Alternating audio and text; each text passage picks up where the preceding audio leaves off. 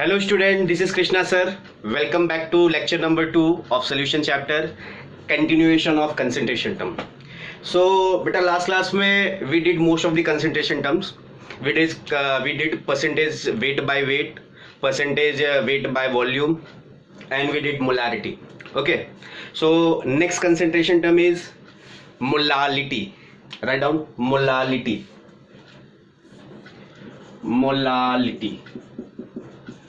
So beta molality is denoted by symbol small m. Molality is denoted by symbol what? Small m. And what is molality? Write down. It is the number of moles of solute present in 1 kg of solvent.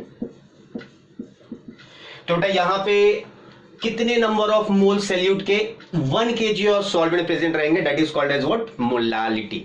Clear है? So if I want to write down the formula of molality, so molality will be what? Number of moles of solute divide by weight of solvent. याद रखना यहाँ पे नीचे क्या आएगा? यहाँ पे बेटा वेट ऑफ सॉल्वेंट आएगा, वो भी किस में? इन केजी में. मोलारिटी में क्या था? मोलारिटी में it is number of moles of solute divide by volume of solution in litre था, लेकिन यहाँ पे क्या है? Wait of solvent in what? KG. Clear है मेरी बात? तो अगर मैं इसको सिंप्लीफाई करूं और थोड़ा सा, so number of moles of solute, तो बेटा हम लोगों ने सॉल्यूट किसको लिया था? N2 से मैं डिवाइड करता हूं सॉल्यूट को, और 1 से मैं किसको डिवाइड करता हूं? सॉल्वेंट को. ठीक है. सो अगर मुझे मोल्स लिखना है सॉल्यूट के लिए तो N2 upon weight of solvent. तो बेटा W वेट के लिए, 1 for what? Solvent, and this should be in what? It is in KG. Clear है मेरी बात? Okay. Now what is the unit of molality? तो बेटा ऊपर तो मोल्स हैं, अपॉन नीचे क्या है बेटा? केजी. वेट ऑफ सॉल्वेंट है, तो moles per kg is what? Unit of what? Molality, isn't it? Okay, let us do numerical on molality. Copy down on numerical. कि suppose 5.3 gram of Na2CO3 is present in or dissolved in 100 gram of water. 100 gram of water. Find the molality of the solution. Find the molality of the solution. ठीक है. तो बेटा तुमने क्या किया? Sodium carbonate को water में dissolve किया है. The weight of sodium carbonate how much? 5.3 gram, and you have dissolve in what? 100 gram of water, and you have to find out what? Molality of the solution. तो simple है. Molality का formula क्या है? Number of moles of solute divide by what? Weight of solvent in KG. First find out the moles of sodium carbonate. तो N2 बेटा क्या हो जाएगा? नंबर ऑफ मोल्स क्या होता है? Mass upon what? Molar mass. Clear है? अच्छा, मास कितना है? Mass is 5.3 gram. Sodium carbonate का बेटा मोलार मास क्या हो जाएगा? Na2CO3 का. We know atomic mass of sodium is what? 23. So 2 into 23 plus carbon का 12, और बेटा एक ऑक्सीजन का 16 होता है. Total how many oxygen atoms are there? 3 oxygen atoms are there. So this will be 46 plus 12 and 16 3 जा 48. ठीक है. सो 8 प्लस 2 10 प्लस 6 16, 4 प्लस 4 8 9 और 1 10. तो बेटा यहाँ पे इसका मोलार मास कितना आ गया? 106 gram. So this will be what? 5.3 gram divide by what? 106 gram. So this will be, इसको लिख देता हूं मैं, 53 into 10⁻⁻1 divide by what? 106. So बेटा ये 1/2 हो गया, और ये 10⁻⁻1. 1/2 is how much? 0.5 into 10⁻⁻1. So this become 0.05 moles. Clear है मेरी बात? ये ओके. नाउ मोलालिटी के लिए नंबर ऑफ मोल्स बेटा आगे 0.05 upon weight of solvent in KG. So wait of solvent, solvent का बेटा वेट देखो यहाँ पे दिया है. This is the weight of solvent. Water is यहाँ पे क्या है? सॉल्वेंट है. तो 100 ग्राम है. So you have to that convert into what? KG. तो बेटा केजी के लिए क्या मल्टीप्लाई करूंगा मैं? 10⁻³ से या तो मल्टीप्लाई करो और 1000 से क्या कर सकते हो? डिवाइड कर सकते हो. क्लियर है? सो ये हो जाएगा 0.05 और देखो यहाँ पे इसका ये 0 से 2 0 से ये इसके 2 0 से 10⁻² गया, 10⁻⁻1 बचा। तो बेटा ये ऊपर चला जाएगा तो ये हो जाएगा +1 हो जाएगा, तो this become 0.5। Okay, so molality is how much? 0.5 moles per kg। Clear है मेरी बात? ओके, तो ये लिख लो, molality is 0.5 moles per kg। Now let us move on the second concentration term. अब बेटा हम ले लेते हैं normality. So next concentration term is what? Normality. So write down normality. Normality denoted by symbol capital N. Normality denoted by symbol what? Capital N. What is normality? What is the simple definition of normality? Normality is what? It is the gram equivalent of solute. It is the gram equivalent of solute divided by volume of solution in liter. In litre. तो बेटा simple normality क्या होती है? कितने gram equivalent solutes के present है 1 litre solution में, that is what? Normality. सो मेरा फॉर्मूला क्या हो जाएगा नॉर्मेलिटी का? नॉर्मेलिटी बेटा क्या है?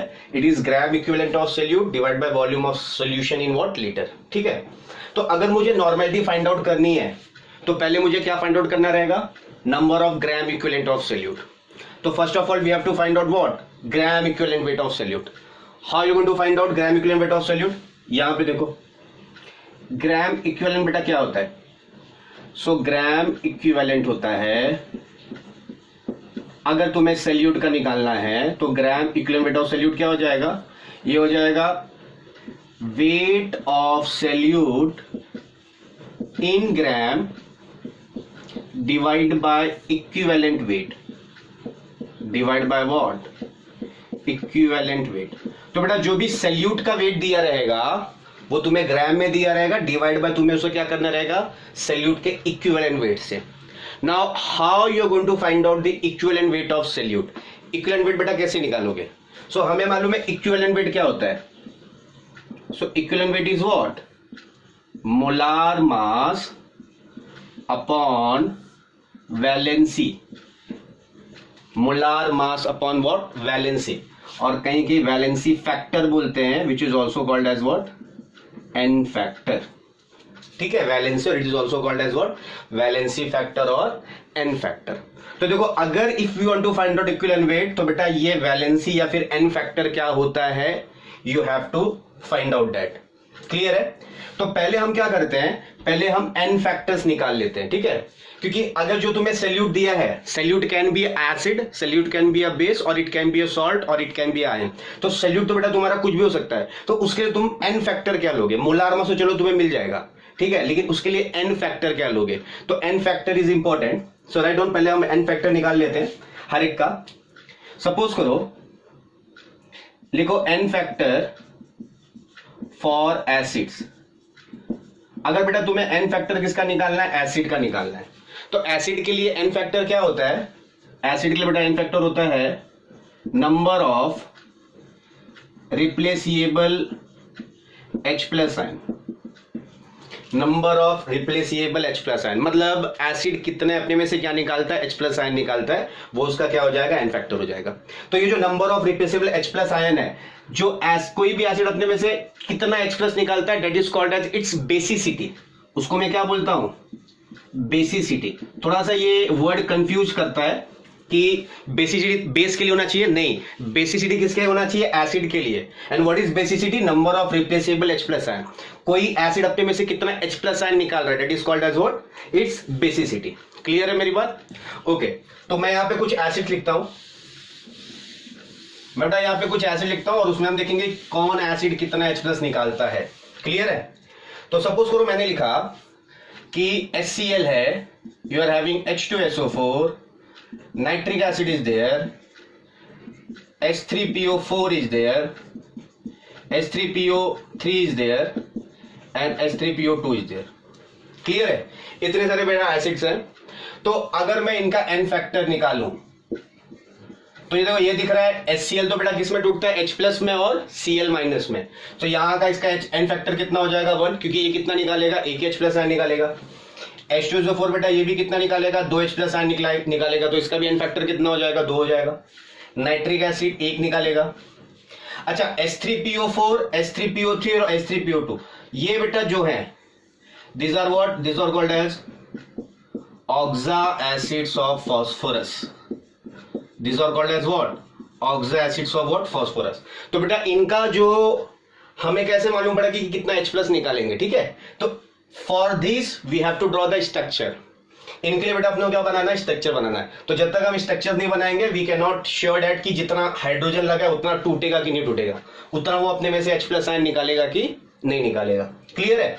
तो देखो जो भी ऑक्सा एसिड्स ऑफ फास्फोरस होते हैं तो बेटा इसमें फास्फोरस की वैलेंसी होती है 5, ठीक है। फास्फोरस की वैलेंसी कितनी होती है, 5 होती है। तो अगर मैं H3PO4 की बात कर रहा हूं तो बेटा देखो H3PO4 में H3PO4 का स्ट्रक्चर क्या रहेगा, यहां पे ध्यान से देखना। मैंने बोला यहाँ पे फॉस्फोरिक एसिड जो होता है इसकी वैलेंसी कितनी, हर एक में फास्फोरस की वैलेंसी कितनी होती है, 5 होती है। और जितने भी फास्फोरस के ऑक्सा एसिड्स होते हैं इसमें ये चीज तो कॉमन है, P डबल बॉन्ड हो, ये वाला बॉन्ड रहेगा ही रहेगा। P डबल बॉन्ड हो बेटा ये फिक्स है, ये रहेगा ही रहेगा, ठीक है। तो चलो मैंने दिखा दिया P डबल बॉन्ड हो। नाउ वैलेंसी ऑफ फास्फोरस कितनी होती है, 5 होती है। 2 देखो यहां पे हो गई है, तो एक मैं यहां पे दिखाता हूं, एक यहां पे दिखाता हूं, एक यहां पे दिखाता हूं, ठीक है। ये टोटल 5 बॉन्ड हो गए। नाउ अब देखो क्या करो, total how many oxygen atoms are there, 4 oxygen atom है। एक मैंने यहां पे दिखा दिया है, तो ये एक, ये दूसरा और ये तीसरा, ये 1 2 3 और एक यहां पे, टोटल मतलब ऑक्सीजन कितने यूज हो गए, 4 हो गए। और बेटा ऑक्सीजन अकेला तो रहेगा नहीं, क्योंकि ऑक्सीजन की वैलेंसी कितनी होती है, 2 होती है।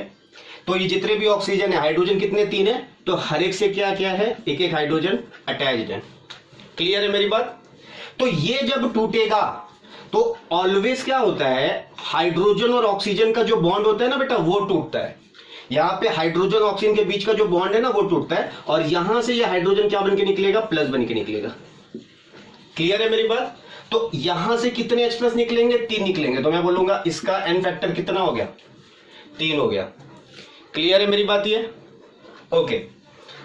अब ये वाला देखो H3PO3, अगर मैं H3PO3 की बात करता हूं, अगर बेटा मैं H3PO3 की बात करता हूं सो मैं क्या करूंगा, सबसे पहले इसका स्ट्रक्चर बनाऊंगा। ये देखो मैंने लिखा फास्फोरस और उसके ऊपर बेटा क्या दिखाऊंगा मैं, P डबल बॉन्ड हो, और these are what, 3 bonds. Totally कितने वैलेंसी हो गई फास्फोरस की, 5 हो गई। अच्छा ऑलरेडी मैंने बेटा यहाँ पे एक ऑक्सीजन लगा दिया है, then how many oxygen atoms are left, 2 more are left. तो एक को मैं यहां पे लगा देता हूं, एक को मैं यहां पे लगा देता हूं। क्लियर है। और बेटा अकेला तो ऑक्सीजन रहेगा नहीं, उससे कौन अटैच रहेगा, हाइड्रोजन अटैच रहेगा। और देखो एक हाइड्रोजन बच गया, 2 यहां पे यूज हो गया, एक बच गया, एक यहां पे रहेगा। सो ये चीज याद रखना कि बॉन्ड जो टूटता है वो ऑक्सीजन और हाइड्रोजन के बीच का टूटता है, because there is what, electronegative difference. Phosphorus और हाइड्रोजन के बीच में इलेक्ट्रोनेगेटिव डिफरेंस ज्यादा नहीं है, ठीक है। तो ये वाला बॉन्ड जल्दी टूटेगा नहीं। कौन सा बॉन्ड टूटेगा, ऑक्सीजन हाइड्रोजन का। तो बेटा यहां से एक H प्लस निकलेगा और यहां से एक H प्लस निकलेगा। सो टोटल कितने H प्लस निकल रहे हैं, 2 H प्लस निकल रहे हैं। तो मैं बोलूंगा यहां पे H3PO4 की बेटा एन फैक्टर कितनी है, 2 है। तो इसको याद रख लो, H3PO3 में यहां पे हाइड्रोजन एटम्स आर 3, लेकिन एन फैक्टर उसका कितना होता है, 2 होता है। क्लियर है मेरी बात, ओके। अब जरा ये देखो H3PO2, H3PO2 बेटा ये वाला एसिड देखो, अगेन क्या करोगे, P डबल बॉन्ड O, ठीक है। How many oxygen atoms are there, 2 है। एक मैंने यहां पे दिखा दिया, तो एक ऑक्सीजन यहां पे दिखाऊंगा, ऑक्सीजन अकेला होगा नहीं, तो क्या करोगे, हाइड्रोजन अटैच करोगे। क्लियर है। मैंने बताया फास्फोरस और हाइड्रोजन के बीच का बॉन्ड बेटा टूटता नहीं है, तो टूटेगा कौन सा, ये वाला। तो कितना H प्लस निकलेगा, 1 H प्लस निकलेगा, ठीक है। तो यहां देखना इसके लिए बेटा एन फैक्टर कितना हो जाएगा, 1 हो जाएगा। क्लियर है मेरी बात ये। सो जितना H प्लस निकलता है that is called as what, N factor, और it is also called as what, इसकी बेसिसिटी। It is also called as what, acid की बेसिसिटी इस केस में, isn't it. Okay now let us move on to base के लिए, what will be the n factor for base. So write down n factor for base.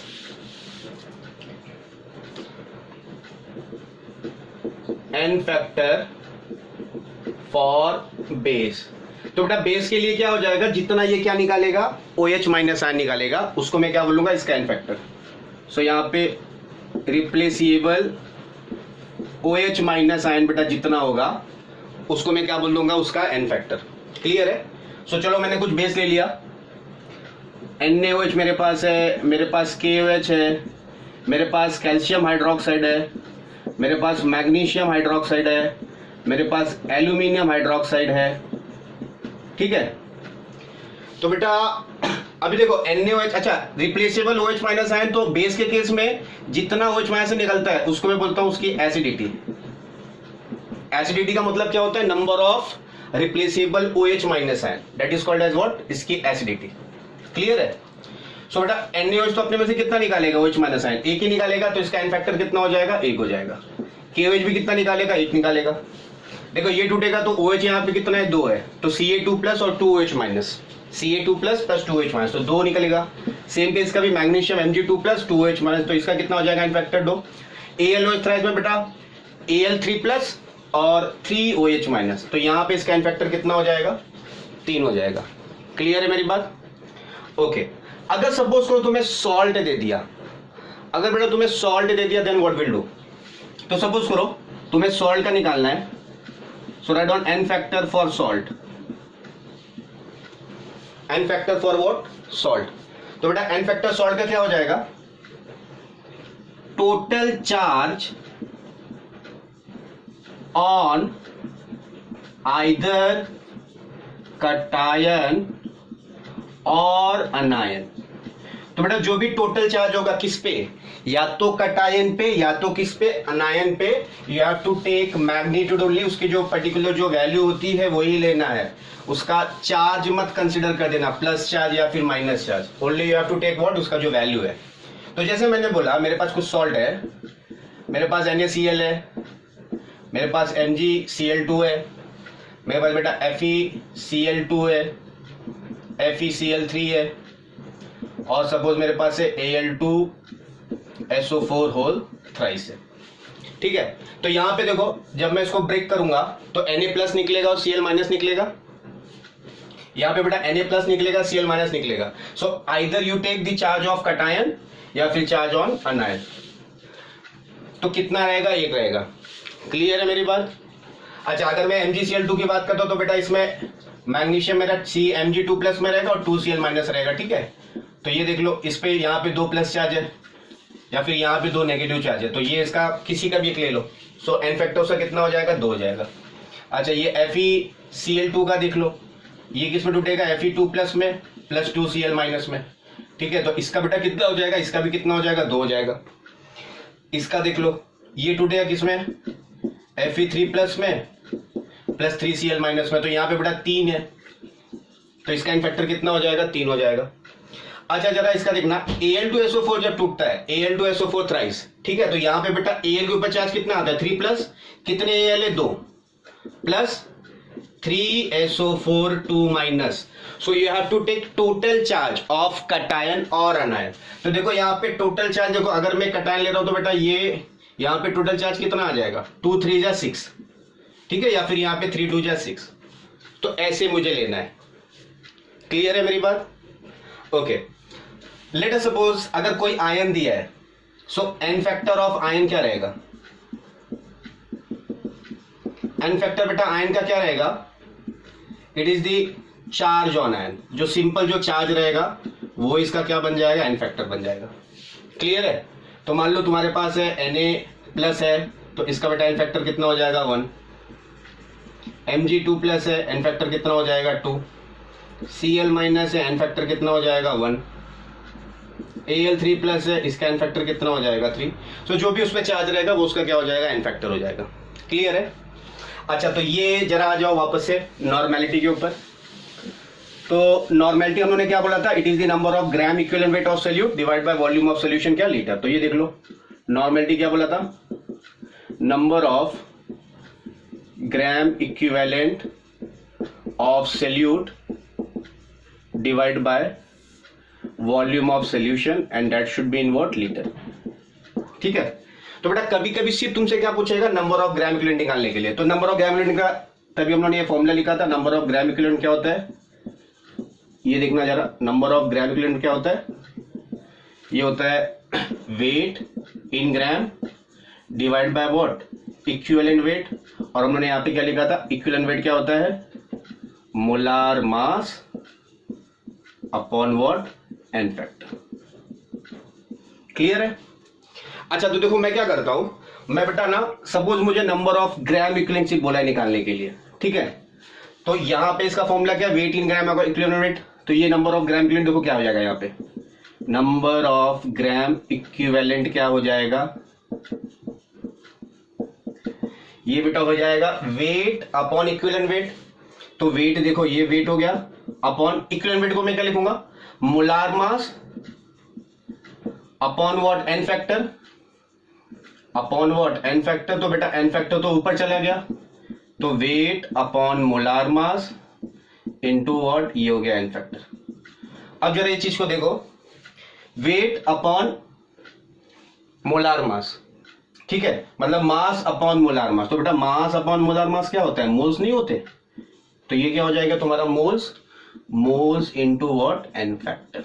तो एक चीज याद रख लो, अगर तुम्हें कभी बोला नंबर ऑफ ग्राम इक्विवेलेंट निकालने के लिए, और अगर सिर्फ तुम्हें मोल्स दिया है सैल्यूट का, तो बस मोल्स अगर दिया है तो उसमें क्या मल्टीप्लाई कर दो, उसका एन फैक्टर। एन फैक्टर कैसे निकालते हैं वो हम लोगों ने देख लिया है, you will get what, number of gram equivalent. ठीक है, या तो नंबर ऑफ ग्राम इक्विवेलेंट, देखो और क्या हो सकता है, अगर मुझे नंबर ऑफ ग्राम इक्विवेलेंट चाहिए, सिर्फ नंबर ऑफ ग्राम इक्विवेलेंट अगर पूछा है, तो तुम क्या करोगे, वॉल्यूम को क्या करो, नॉर्मेलिटी से क्या करो, मल्टीप्लाई कर दो, नॉर्मेलिटी को क्या कर दो, वॉल्यूम से क्या कर दो, मल्टीप्लाई कर दो, तुम्हें क्या मिलेगा, number of gram equivalent. Clear है? तो ये देखो, एक तो ये भी आ सकता है नंबर ऑफ ग्राम इक्विवेलेंट कि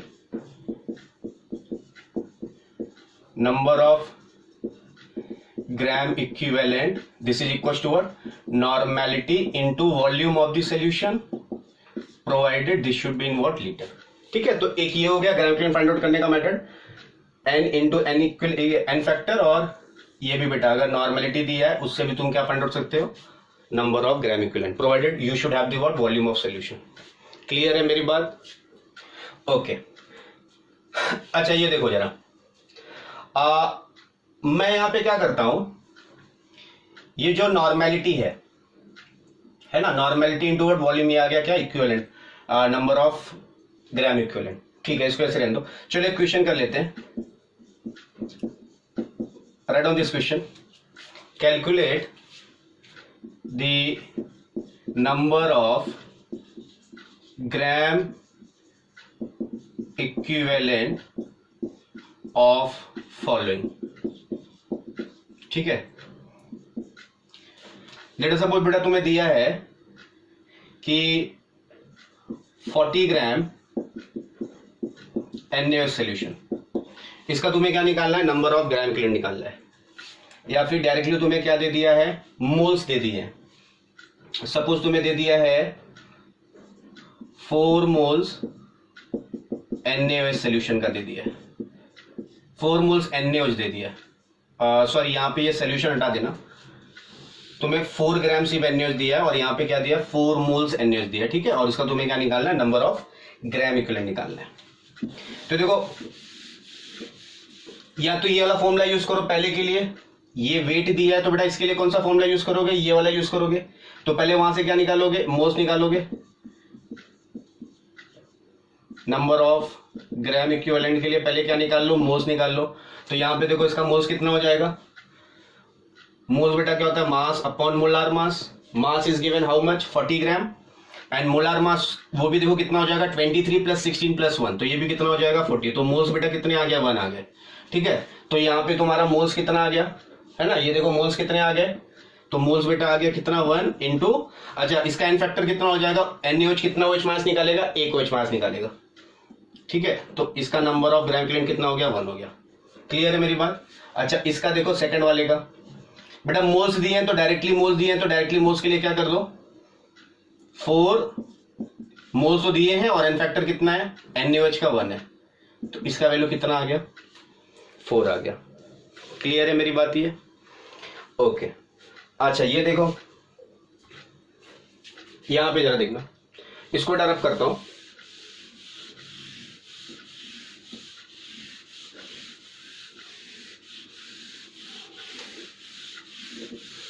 अब मान लो तुमसे नॉर्मेलिटी में, तो तुम्हें नंबर ऑफ ग्राम यूनिट एक बार आ गया, तो you can easily find out what volume of solution, you can easily find out normality of the solution provided solution में तुम्हें वॉल्यूम दिया रहेगा।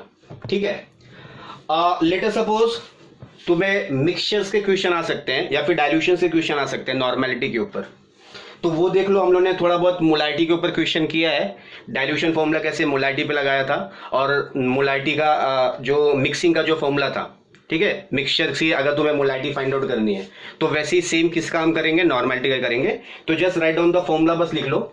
अगर डाइल्यूशन के ऊपर बेटा क्वेश्चन आया, डाइल्यूशन के ऊपर, सो डाइल्यूशन फॉर्मूला क्या हो जाएगा, N1V1 equal to what, N2V2। ठीक है, N1V1 equal to what, N2V2। अच्छा अगर सपोज करो मिक्सचर्स की अगर तुम्हें नॉर्मेलिटी पूछी, नॉर्मेलिटी ऑफ मिक्सचर, सपोज ये पूछा नॉर्मेलिटी ऑफ मिक्सचर, तो मोस्टली देखो क्या देगा तुम्हें, या तो 2 एसिड को मिक्स करने के लिए बोलेगा या तो 2 बेस को। मतलब वहां पे 2 केसेस हैं। देखो पहला केस तो ये हो जाएगा बेटा, पहला केस तो ये हो जाएगा कि मान लो तुमने 2 एसिड को मिक्स किया, एसिड प्लस एसिड को तुमने मिक्स किया है, ठीक है, दोनों की नॉर्मेलिटी तुम्हें दी गई थी और दोनों का वॉल्यूम तुम्हें दिया गया था, और they ask you to find out what normality of that mixture. या फिर क्या होगा, बेस प्लस बेस।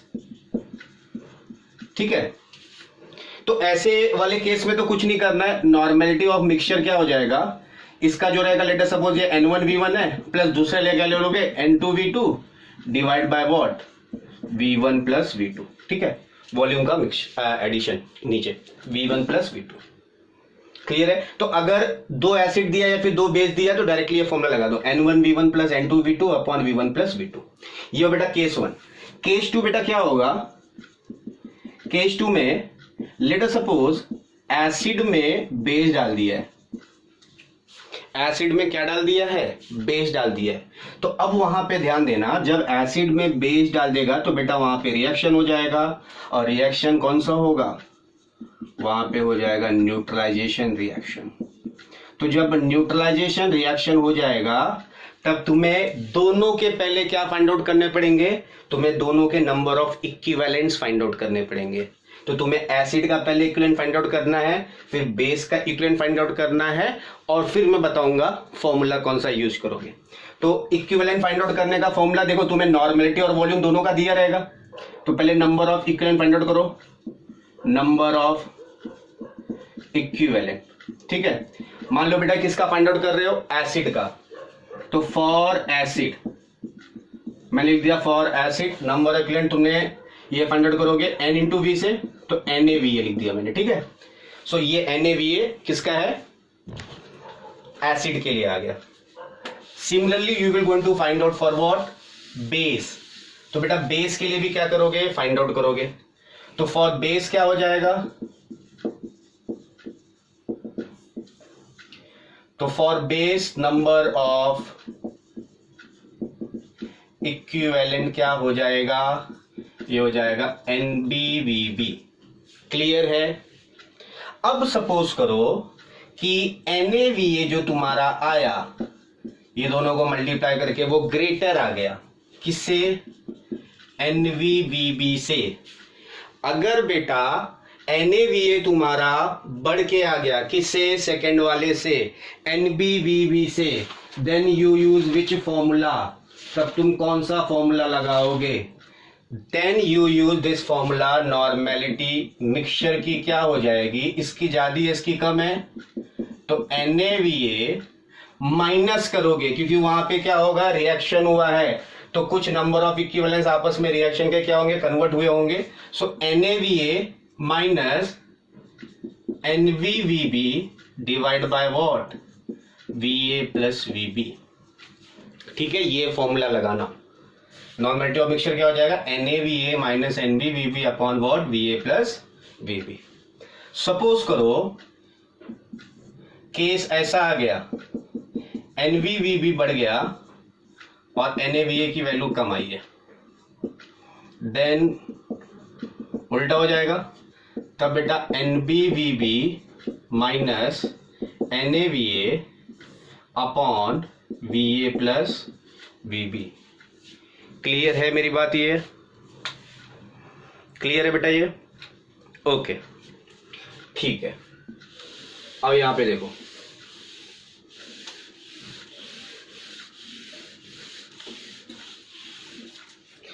तो एक फॉर्मूला बेटा ये भी याद रखना, नॉर्मेलिटी जो होती है, अगर तुम्हें वो इक्विवेलेंस ऐसा फाइंड आउट करने नहीं आ रहा है, ठीक है, तो you know how to find out molarity. Molarity find out कर लो। नॉर्मेलिटी क्या होती है? Molarity into what? N factor, into what? N factor. अब तुम बोलोगे सर ये कहां से आया? तो ये देख लो, ये तुमने ये वाला जो फॉर्मूला लिखा था, नंबर ऑफ, हाँ, नॉर्मेलिटी क्या होती है? नॉर्मेलिटी होती है बेटा नंबर ऑफ इक्विवेलेंस, ये number of equivalence upon what? Volume of solution in litre, ठीक है। और तभी तुमने नंबर ऑफ इक्विवेलेंस क्या निकाला था? नंबर ऑफ इक्विवेलेंस तुमने निकाला था moles into what? N factor, ठीक है। तो बेटा मोल्स को क्या करो, यहां पे रख दो नंबर ऑफ इक्विवेलेंस की जगह पे, तभी तुमने निकाला था ना मोल्स इनटू एन फैक्टर। इसको तुम क्या करो, यहां पे रख दो। तो यहां पे देखो तुम्हारी ये नॉर्मेलिटी क्या आ जाएगी? नॉर्मेलिटी आ जाएगी नंबर ऑफ इक्विवेलेंस बेटा क्या होता है? Moles into N factor divide by what? Volume of solution in what? Litre. तो देखो मोल्स अपॉन वॉल्यूम क्या होता है? मोल्स अपॉन वॉल्यूम बेटा मोलैरिटी होती है। मोल्स अपॉन वॉल्यूम क्या होती है? मोलैरिटी। तो यहाँ पे क्या आ गया? Molarity into what? N factor. तो ये एक फॉर्मूला भी है नॉर्मेलिटी का। मोलैरिटी निकाल लो और फिर उसमें क्या मल्टीप्लाई कर दो? उसका एन फैक्टर। क्लियर है? तो एक सिंपल क्वेश्चन, जैसे मान लो तुमसे पूछ लिया कि calculate the normality of 1 molar H3PO3 solution, ठीक है।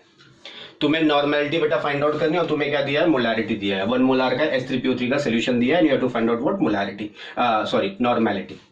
तो बेटा पहले इसका एन फैक्टर निकाल लो। इसका एन फैक्टर तभी हम लोगों ने निकाला था। H3PO3 का एन फैक्टर कितना होता है? इसका बेटा एन फैक्टर होता है 2, ठीक है, क्योंकि एक फास्फोरस के पास एक डबल बॉन्ड वो चला जाएगा और 2 ऑक्सीजन से फिर 2 H लगे रहेंगे, तो डेट H गेट रिमूव्ड, इसलिए यहाँ का इसका एन फैक्टर कितना हो जाता है? 2 हो जाता है। तो मेरा यहाँ पे नॉर्मेलिटी कितना हो जाएगा? मोलैरिटी बेटा कितनी है? 1 है, इंटू एन फैक्टर कितना है? 2 है। सो कितने नॉर्मल का सोल्यूशन बनेगा? 2 नॉर्मल का, ठीक है। तो यूनिट तुम gram, number of gram equivalent per volume litre में रहेगा वो लिख सकते हो, या फिर डायरेक्टली एन लिख दो, नॉर्मल। क्लियर है मेरी बात? अच्छा, मान लो एक क्वेश्चन ऐसा आ गया, ये देखो, मान लो बेटा एक क्वेश्चन ऐसा आ गया कि find the mass of a dibasic acid, ठीक है, find the mass of a dibasic acid जिसका बेटा मोलार मास दिया गया है 200 gram, present in 100 ml solution so as to form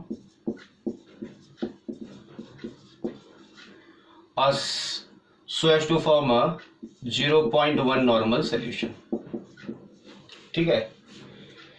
तो तुम्हें बेटा मास फाइंड आउट करना है एक डायबेसिक एसिड का जिसका मोलार मास कितना दिया गया है? 200 gram, present in what? 100 ml of solution so as to form a 0.1 normal solution. तो अब देखो क्या करना है, we know formula of normality is what? Normality बेटा क्या होता है? नॉर्मेलिटी होता है number of gram equivalent, number of gram equivalent of solute divide by volume of solution बेटा किस में, लीटर में। क्लियर है मेरी बात। अच्छा नॉर्मलिटी देखो कितनी दी गई है, नॉर्मलिटी बेटा दी गई है 0.1, तो मैंने नॉर्मलिटी पे क्या लिख दिया 0.1। नंबर ऑफ ग्राम इक्विवेलेंट क्या होता है, ये होता है weight in gram divide by what, equivalent weight and entire what, volume of solution in litre, volume of solution in litre. Clear है। अच्छा अलग से बेटा इक्विवेलेंट वेट निकाल लो। इक्विवेलेंट वेट बेटा क्या होता है, molar mass upon what, N factor. Molar mass बेटा कितना दिया, 200 ग्राम दिया है, सो ये 200 अपॉन एन फैक्टर। देखो डायबेसिक एसिड है तो इसका बेटा एन फैक्टर कितना ले लोगे तुम, 2 ले लोगे। ठीक है, डायबेसिक एसिड है तो इसका एन फैक्टर कितना ले लोगे, 2 ले लोगे। तो यहां पे मैं इसका एन फैक्टर कितना ले लूंगा, 2। तो मुझे इक्विवेलेंट वेट कितना आ गया, 100 आ गया। ओके तो ये देखो वेट अपने को फाइंड आउट करनी है अपॉन इक्विवेलेंट वेट कितना आ गया 100, और ये वॉल्यूम भी क्या होगा यहाँ पे आके मल्टीप्लाई हो जाएगा, this is in what, litre. तो अपने को क्या मिलेगा यहाँ पे 0.1 इक्वल टू वेट तो फाइंड आउट करना है upon 100 into volume of solution बेटा कितना है 100 ml है, तो ml को मैं किस में कन्वर्ट करूंगा, लीटर में कन्वर्ट करूंगा। ठीक है, सो 100 इंटू वॉट 10⁻⁻3, ये मेरा किस में आ जाएगा, लीटर में।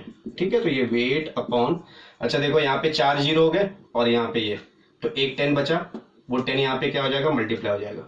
ठीक है 0.1 में, सो वेट ऑफ सॉल्यूट कितना आ जाएगा 0.1 इंटू 10, तो this will be what 1 gram. Clear है मेरी बात ये। ओके तो बेटा ये जो पूरा कॉन्सेप्ट था this is based on what, normality. Clear है। अब आगे बढ़ते हैं, write down mole fraction. Next consideration term write down mole fraction. तो बेटा मोल फ्रैक्शन क्या होता है, व्हाट इज मोल फ्रैक्शन। तो हम लोगों ने कल थोड़ा बहुत मोल फ्रैक्शन के बारे में मैंने बताया था, मोल फ्रैक्शन को तुम किससे डिनोट करते हो, इसके लिए स्पेसिफिक टर्म यूज होता है। मोल फ्रैक्शन के स्पेसिफिक सिंबल ऐसा करके यूज करते हैं जिसको चाय कहते हैं, CHI चाय। ठीक है, कोई काय भी बोलता है, कोई चाय भी बोलता है। You can call it as what, X बोल दो चलेगा। तो mole fraction is what, write on definition, it is the ratio of number of moles of that component जिसका तुम निकाल रहे हो mole fraction, it is the ratio of number of moles of that component to the total number of moles of all the components present in the solution. ठीक है, तो बेटा it is the ratio of number of moles of, जिसका तुम moles निकाल रहे हो उसके मोल्स कहां रहेंगे, ऊपर उस जिसका तुम मोल फ्रैक्शन निकाल रहे हो उसके मोल्स कहां पे रहेंगे, ऊपर रहेंगे, divide by what, total number of, सारे मोल्स कहां पे रहेंगे, सॉल्यूशन में जितने भी कंपोनेंट्स है उन सबके मोल्स तुम्हें कहां रखने, नीचे रखने। सो टोटल मोल्स नीचे आएंगे और जिसका तुम मोल फ्रैक्शन निकाल रहे हो उसके मोल्स कहां पे आएंगे, ऊपर आएंगे। तो सपोज मैंने बोला कि कोई भी सॉल्यूशन बेटा 2 चीजों से बनता है। ठीक है, इसमें मान लो ये तुम्हारा सॉल्यूट है और ये तुम्हारा क्या है, सॉल्वेंट है। तो सॉल्वेंट के लिए मैंने कल बताया था हम 1 ले लेंगे और सॉल्यूट के लिए क्या ले लेंगे, 2 ले लेंगे। क्लियर है। तो अगर मुझे मोल फ्रैक्शन लिखना है, क्या मोल फ्रैक्शन ऑफ सॉल्वेंट लिखना है, ठीक है, तो मोल फ्रैक्शन के लिए सिंबल क्या है, ये वाला, इसको 1 बोल दूंगा क्योंकि सॉल्वेंट का निकाल रहा हूं। तो यहां पे इसके मोल्स ऊपर N1 divide by overall mole, total moles of the solution. तो दैट सॉल्यूशन में तो दोनों के मोल्स रहेंगे, सॉल्वेंट के भी रहेंगे और सॉल्यूट के भी रहेंगे। तो नीचे क्या आ जाएगा, N1 प्लस N2। ठीक है, सो मोल फ्रैक्शन ऑफ मेरा सॉल्वेंट का फॉर्मूला क्या हो जाएगा, N1 upon what, N1 plus N2। अच्छा और देखो मोल फ्रैक्शन अगर तुम्हें सॉल्यूट का निकालना है, ठीक है, तो ये तो बेटा फॉर्मूला, सिंपल फॉर्मूला यही है कि मोल फ्रैक्शन ऑफ सॉल्यूट क्या हो जाएगा, इसको मैं ये Chi2 बोल दो या फिर X2 बोल दो, N2 upon N1 plus N2। ठीक है, और एक चीज देख लो, सॉल्यूशन का मोल फ्रैक्शन 1 होता है, सॉल्यूशन का मोल फ्रैक्शन 1 होता है। तो अगर इन दोनों बंदों को मैं ऐड करूंगा, ये X1 प्लस X2, तो मुझे वैल्यू ऑलवेज कितनी आएगी, 1 आएगी। मतलब mole fraction of solvent plus mole fraction of solute is equal to what, 1। कभी भी ये वैल्यू सॉल्यूशन की मोल फ्रैक्शन कभी भी 1 से ज्यादा नहीं आएगी। दिस मींस व्हाट कि इन दोनों की बेटा अगर तुम इंडिविजुअल वैल्यू निकाल रहे हो तो इनकी वैल्यू ना पॉइंट में आएगी, ठीक है, वो भी कभी 1 से ज्यादा आने वाली नहीं है। तो यहाँ पे अगर तुमने एक का लेटर सपोज दोनों का पूछा है तो एक का निकालो, दूसरे का 1 माइनस कर देना। तो यहाँ पे x1 को क्या लिख सकते हो, 1 माइनस x2, और x2 क्या लिख सकते हो, 1 माइनस x1। क्लियर है मेरी बात? ओके, चलो एक न्यूमेरिकल कर लेते हैं मोल फ्रैक्शन के ऊपर, ठीक है। So write down one numerical based on what, mole fraction. So लिखो, calculate the mole fraction of solute in 1 molal aqueous solution. ठीक है बेटा, इतना ही लेटर सपोज डेटा दिया गया है कि तुम्हें क्या फाइंड आउट करना है, you have to find out the mole fraction of what, solute in 1 molal aqueous solution. तो बेटा इसका मतलब क्या हुआ, 1 मोलाल एक्वस सॉल्यूशन का मतलब क्या है, इसका मतलब क्या है कि 1 mole of solute is present in 1 kg of solvent. ठीक है, और जरा ध्यान से देखना, मैंने यहां पे एक्वस वर्ड यूज किया, इसका मतलब जो मेरा सॉल्वेंट हो मेरा क्या है, वाटर है, मेरा सॉल्वेंट क्या है, वाटर। ठीक है, तो यहां पे देखो बहुत सारी चीजें हमें मिल गई, 1 मोल ऑफ सॉल्यूट, तो बेटा मुझे सॉल्यूट का मोल्स मिल गया, N2 मिल गया, 2 वाला क्या होता है, सॉल्यूट होता है, तो N2 मिल गया मेरे पास। ठीक है, और 1 kg ऑफ सॉल्वेंट, तो अगर मुझे वेट मिल गया है सॉल्वेंट का, ठीक है, वेट ऑफ क्या मिल गया है, सॉल्वेंट, तो मैं इजिली क्या फाइंड आउट कर सकता हूं, नंबर ऑफ मोल्स निकाल सकता हूं।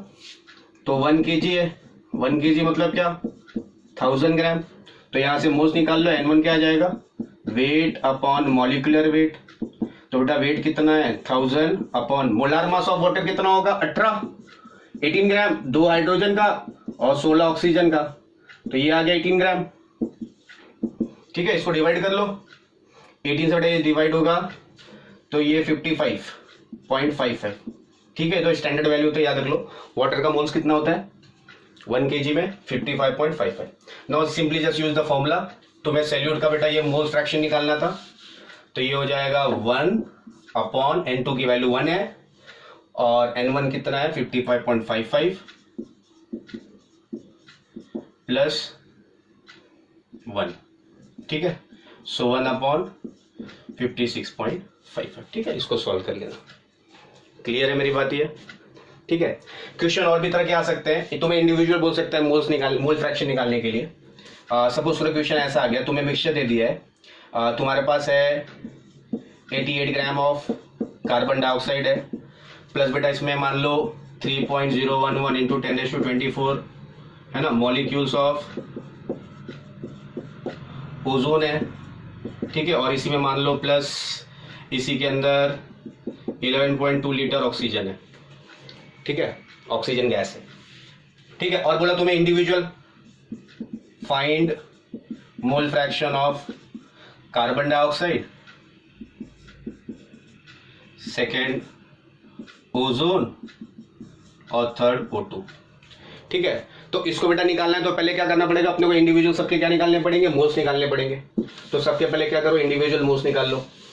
तो पहले के लिए क्या करोगे, पहले का मोल्स कैसे निकलेगा, वेट दिया गया बेटा, सो फॉर्मूला क्या है, वेट अगर दिया है तो वेट दिया तो मोल्स निकालने का फॉर्मूला क्या है, mass upon molar mass. So देख लो, number of moles of carbon dioxide कितना हो जाएगा, मास अपॉन मोलार मास। तो बेटा मास कितना है 84 divide by molar mass of carbon dioxide कितना होता है, कार्बन का बेटा 12 और ऑक्सीजन का 16, 2 है तो 32, तो ये बेटा 44 हो गया। ठीक है, तो number of moles carbon dioxide कितने आ गए, 2 आ गए। ठीक है, ओजोन के तुम्हें क्या निकालने हैं, मोल्स निकालने हैं, और नंबर ऑफ मॉलिक्यूल्स दिया गया है।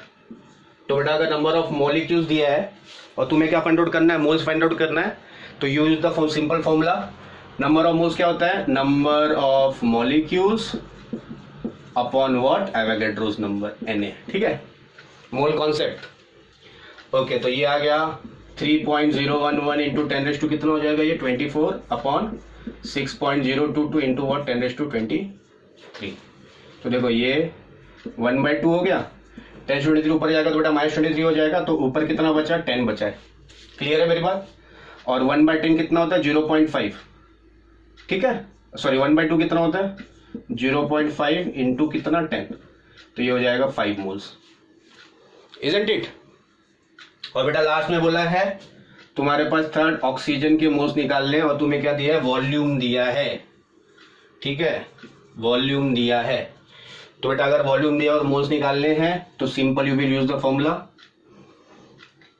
Given volume upon what 22.4 litre, ठीक है, ये लेटर सपोज एसटीपी पे है, so given volume upon what 22.4 litre, तो 11.2 डिवाइड बाय व्हाट 22.4, तो ये कितना हो जाएगा 1/2, तो 0.5, ठीक है। अब तुम्हें जिसके भी मोल फ्रैक्शन निकालना है, मान लो तुम्हें कार्बन डाइऑक्साइड का निकालना है, तो बेटा उसके मोल्स कहां पे रहेंगे, ऊपर रहेंगे, और बाकी के मोल्स कहां पे आ जाएंगे, नीचे।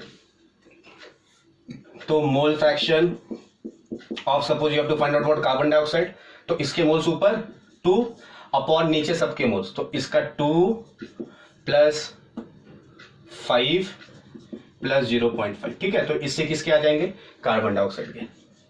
मोल फ्रैक्शन ऑफ सपोज तुम्हें ओजोन का निकालना है, तो बेटा ओजोन के मोल्स कितने हैं 5, और नीचे ये टोटल 2 + 5 + 0.5, ठीक है। और तुम्हें मोल फ्रैक्शन अगर ऑक्सीजन का निकालना है तो इसके मोल्स कितने हैं 0.5, और ये नीचे 2 + 5 + 0.5, ठीक है।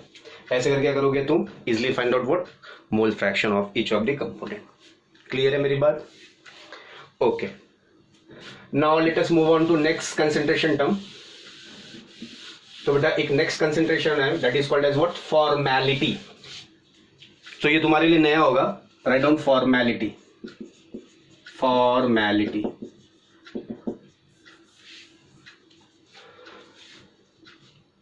तो बेटा फॉर्मेलिटी क्या होता है, it is the number of formula unit present in 1 litre of solution, ठीक है। It is the number of what formula unit present in what 1 litre of solution. तो ये कुछ नहीं है, it is mostly use for what, it is mostly use for ionic compound, ठीक है। Mostly हम मोल्स निकालने के लिए मास अपॉन मोलर मास लेते हैं, तो वहां पे हम क्या लेंगे, फॉर्मूला मास लेंगे, बस यही है, ठीक है। जैसे एक क्वेश्चन इसके ऊपर कर लेते हैं तो चीजें क्लियर हो जाएंगी, ठीक है। लेटर से मैंने क्वेश्चन दिया, कैलकुलेट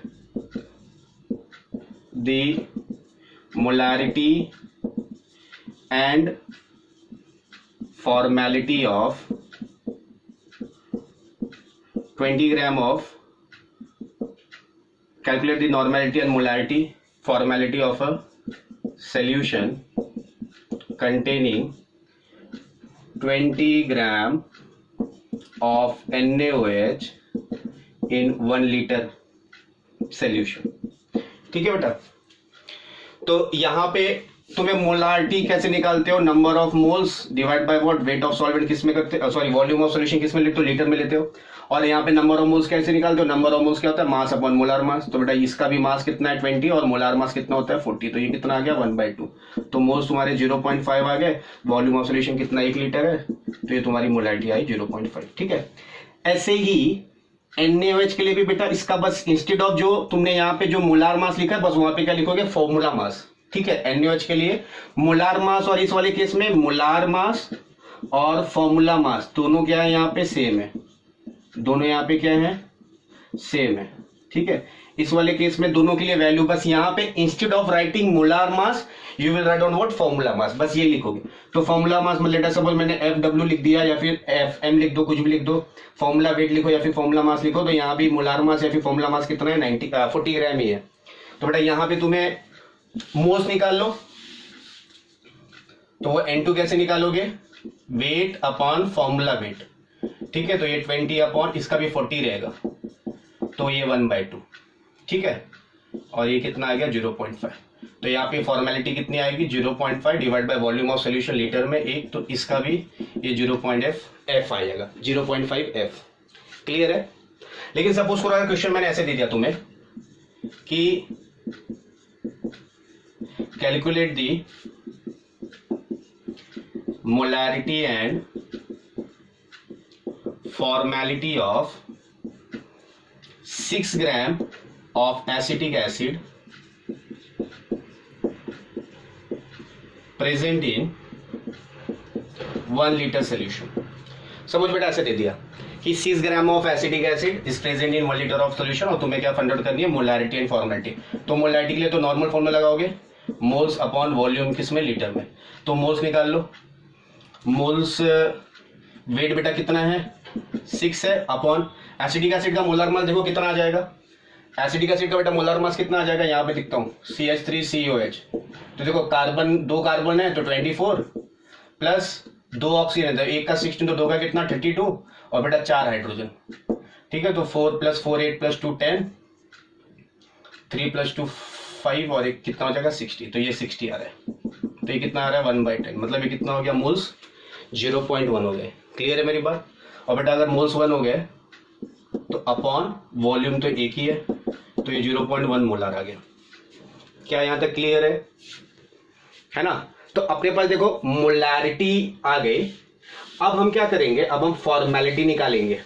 ठीक है, तो बस एक चीज याद रखना, एसिटिक एसिड जो होता है उसका बेटा एक यूनिट में तुम कितना उसका फॉर्मूला मास लोगे। तो एसिटिक एसिड एक्चुअल में क्या होता है, एसिटिक एसिड डाइमर बनाता है। Acetic acid exist in the form of dimer। ठीक है बेटा, तो एसिटिक एसिड कौन से फॉर्म में एग्जिस्ट होता है, it exist in the form of what, dimer. तो अगर मैं एसिटिक एसिड की बात करूंगा तो देखो CH3C डबल बॉन्ड OH, ठीक है, ये एक एसिटिक एसिड। और दूसरा एसिटिक एसिड को यहां पे लिखता हूं CH3C डबल बॉन्ड OH। ठीक है, तो इनके और इनके बीच में क्या डेवलप हो जाएगी, हाइड्रोजन बॉन्डिंग। तो अब ये पूरा एक जो है इसको मैं बोलूंगा एक पूरा यूनिट, एक फॉर्मूला यूनिट में बोलूंगा। ठीक है, तो अब एसिटिक एसिड के केस में तुम्हें यहां पे फॉर्मूला वेट कितना लेना पड़ेगा, 120 ग्राम, क्योंकि 2 बंदे क्या हो गए, ज्वाइंट हो गए, एक यूनिट बनाए हैं। क्लियर है मेरी बात। ठीक है, तो ऐसे ही सिमिलरली तुम बेंजोइक एसिड का भी करोगे। अगर let us suppose benzoic acid दे दिया तो उसमें भी यहाँ पे हाइड्रोजन बॉन्ड डेवलप होगी, तो वहां भी क्या होगा, सेम केस होगा। तो अब यहां से बेटा तुम मोल्स निकाल लो। सो वेट अपॉन ये आ जाएगा तुम्हारा फॉर्मूला वेट। सो वेट कितना था 6 अपॉन फॉर्मूला वेट कितना है 120। ठीक है, तो ये 1/20 हो गया। ठीक है, तो 1/20 0.5 और ये 10⁻⁻1। क्लियर, तो ये 0.05 आ जाएगा। तो बेटा मोल्स आ गए 0.05, तो फॉर्मेलिटी क्या हो जाएगी, moles 0.05 divide by volume of solution, litre में ही है, तो 0.05 F। ठीक है, ये तुम्हारा आंसर आ जाएगा। क्लियर है मेरी बात, ये यस और नो। ओके, तो बेटा अब एक लास्ट कंसेंट्रेशन टर्म अपना बचा हुआ है and that is what, parts पर मिलियन। पार्ट्स पर मिलियन, इसको बेटा शॉर्ट फॉर्म में मैं ppm बोलता हूं। ठीक है, तो अगर मैं इसको वेट के फॉर्म में अगर लेटर सपोज मैं लिख रहा हूं पार्ट्स पर मिलियन को, तो ppm मेरा क्या हो जाएगा, ये हो जाएगा weight of solute divide by what, weight of solution. Million में है बेटा, इसलिए क्या लिखूंगा यहाँ पे 10⁻6 से क्या कर दूंगा, मैं मल्टीप्लाई कर दूंगा। क्लियर है, तो इसके ऊपर you can easily solve numerical. और अगर चाहिए तो एक और ले लो, पार्ट्स पर बिलियन ppb। ठीक है, तो इसको भी अगर मैं वेट के फॉर्म में ले रहा हूं तो weight of solute divide by what, weight of solution into what 10⁻9 कर दूंगा। बिलियन के लिए क्या करूंगा मैं 10⁻9। क्लियर है मेरी बात। तो बेटा हमने यहाँ पे सारे कंसंट्रेशन टर्म्स क्या कर लिए हैं, कवर कर लिए हैं। In the next class we deal with the solubility and the factors affecting the solubility of solid solute in liquid solvent। ठीक है, सो चलो नेक्स्ट क्लास में मिलते हैं। Okay all of you, bye, take care.